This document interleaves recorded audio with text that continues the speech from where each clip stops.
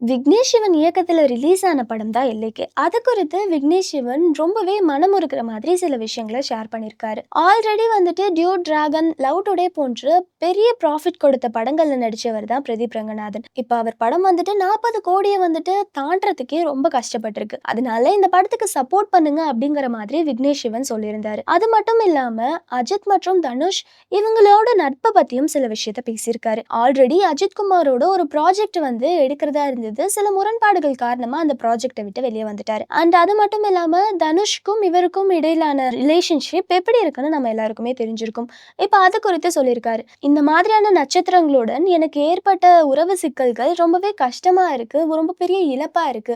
ஆனா அத வந்துட்டு என்னால பேசி புரிய வைக்கிறதுக்கு கூட எனக்கு ஒரு சான்ஸ் கிடைக்கல அப்படிங்கிற மாதிரி அவர் சில விஷயங்களை ஷேர் பண்ணது இணைய வலைதளங்கள்ல ரொம்பவே பரவலா பார்க்கப்பட்டுட்டு இருக்கு. இத பத்தி நீங்க என்ன நினைக்கிறீங்க? உங்களோட கருத்துக்களை கமெண்ட்ல பதிவு பண்ணுங்க. லைக் பண்ணுங்க, ஷேர் பண்ணுங்க. இது போன்ற அப்டேட்ஸ்க்கு மறக்காம சப்ஸ்கிரைப் பண்ணிக்கோங்க.